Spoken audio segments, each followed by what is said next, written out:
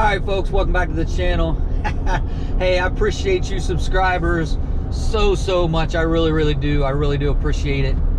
Each and every one of you, especially, you guys are consistently watching the videos, you're liking those videos, you're commenting on the videos. But if you are stopping in for the first time, please, take your time, take a look at the channel. If you like what's going on, like those videos, that's key to help me with the YouTube algorithm. Hit that subscribe button, notification. You don't have to do the notifications, but at least hit the like button on those videos and subscribe. It doesn't cost you anything, and it'll definitely help out the channel, and I would definitely highly appreciate it if you would continue to not only subscribe and like the videos, but watch those videos as well. But today we're going to talk about a topic that's not talked about very much, and that's fueling.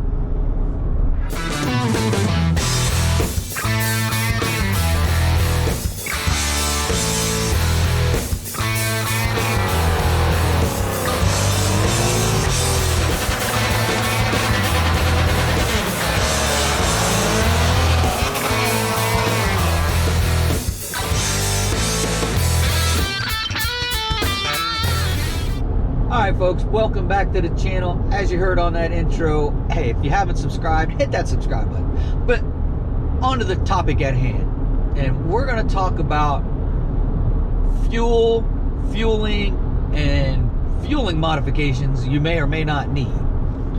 And the reason why I'm bringing this up now is that RT Life and I have talked on the phone several times, many times, talking about fueling and fuel and pumps and how much we need, how much you don't need.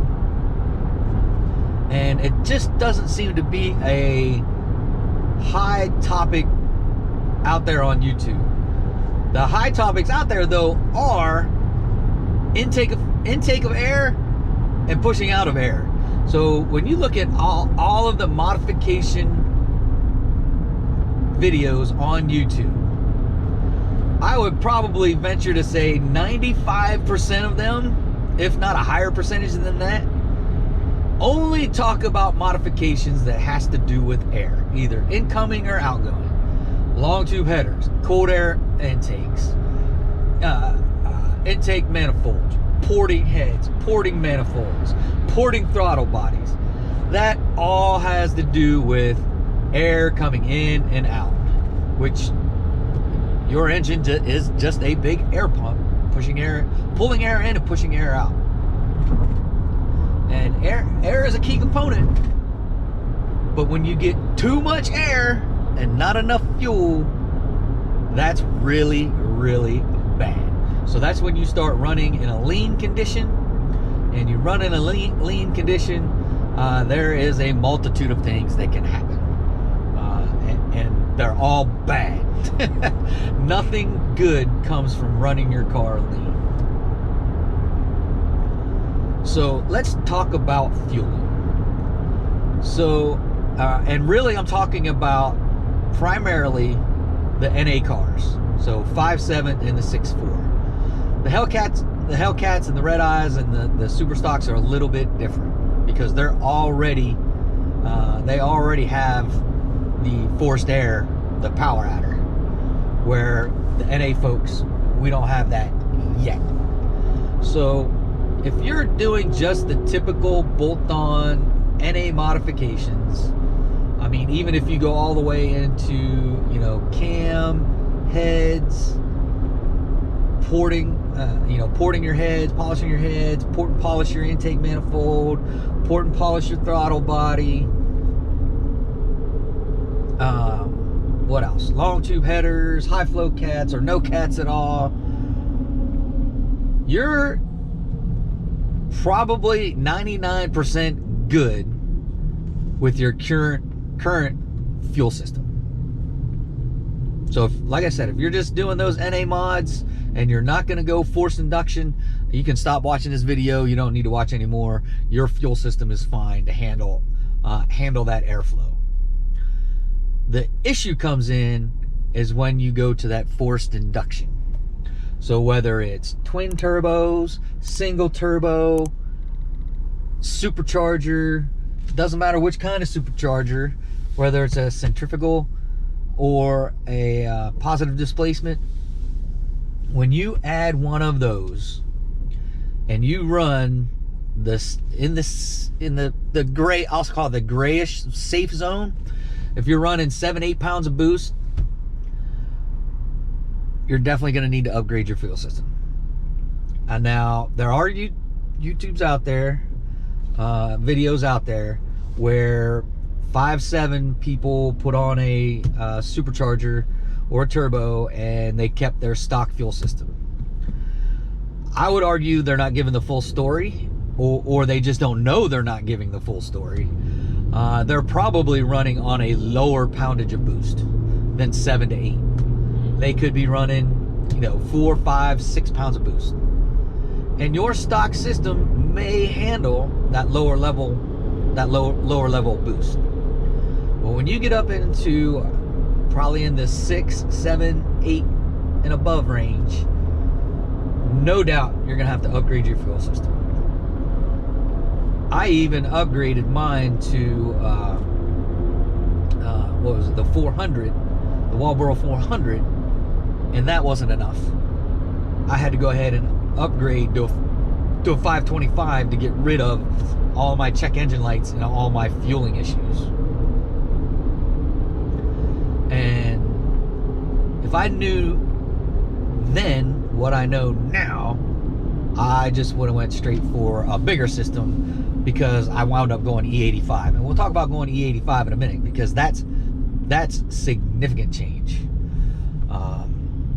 You know, for a 5.7 or 6.4 to find a 525 drop-in pump, you're talking $500-$600, maybe cheaper if you can find them.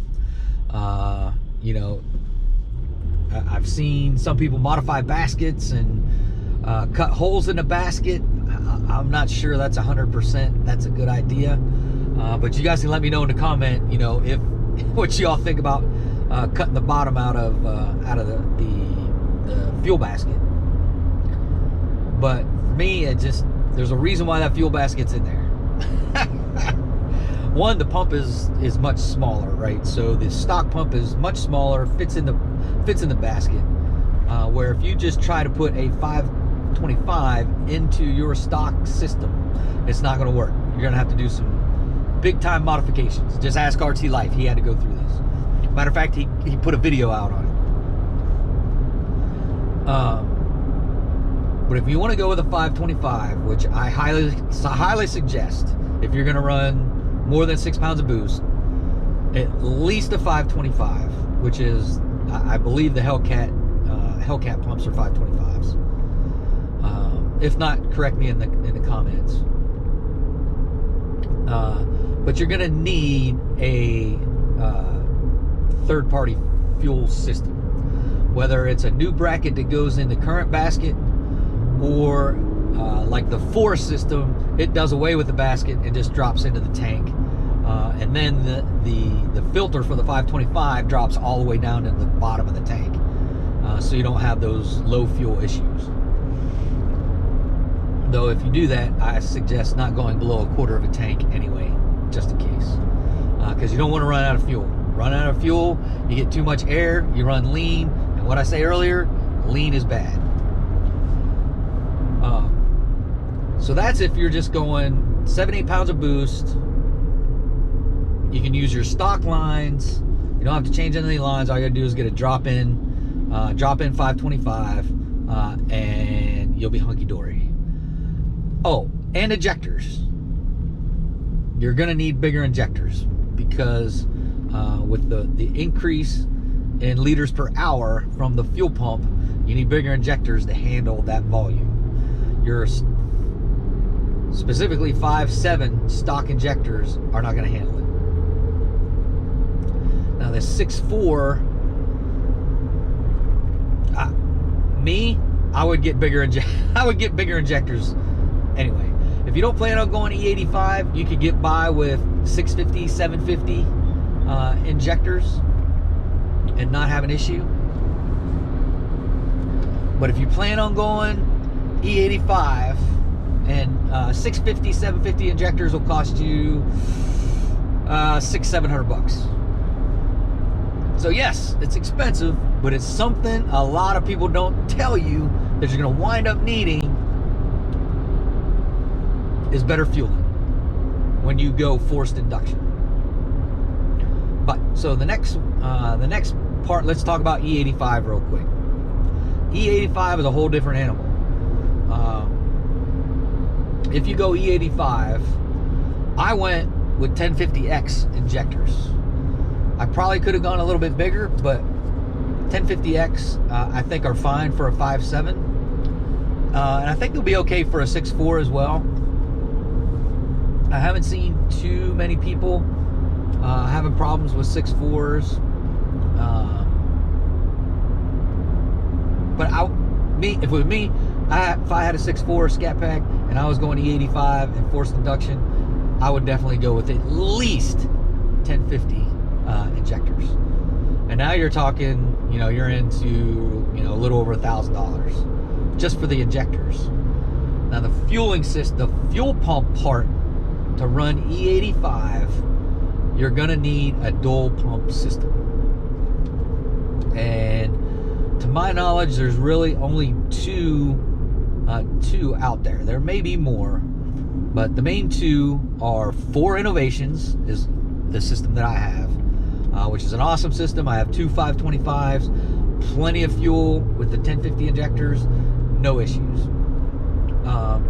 The other one, I believe Holley makes a dual pump system, but theirs is a lot different from the Fore system.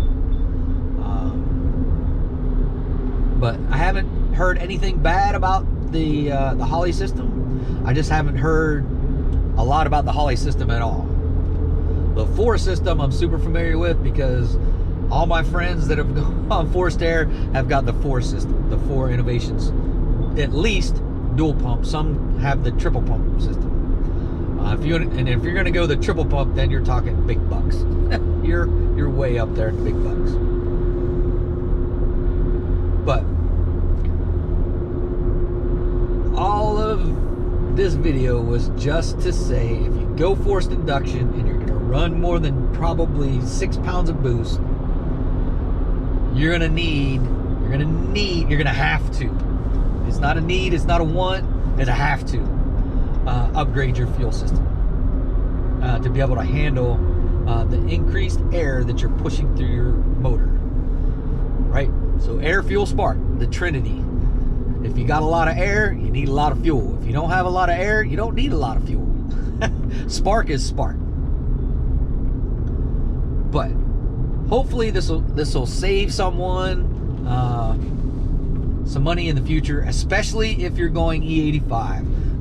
I keep saying it. If you go E85, you pretty much got to go all out on your fuel system. Because if you don't, you're going to find yourself in a world of hurt. All right, yeah, we're not in Shake and Bake. We're in the Jeep today. It's raining a little bit, and I haven't had a chance to change the drag pack out on Shake and Bake. But that's going to do it for this one, folks. Again, if you're stopping in for those subscribers, I appreciate you guys wholeheartedly. I really, really do. I appreciate you guys more than y'all know. For those that haven't subscribed, please go back, take a look at the channel. If you like what's going on, like those videos, subscribe, smash the bell, shoot me a comment, share it on your social media. I definitely appreciate it. Channel definitely appreciate it. That's a wrap for this one, folks. Hope y'all having a great day. Until next time, adios.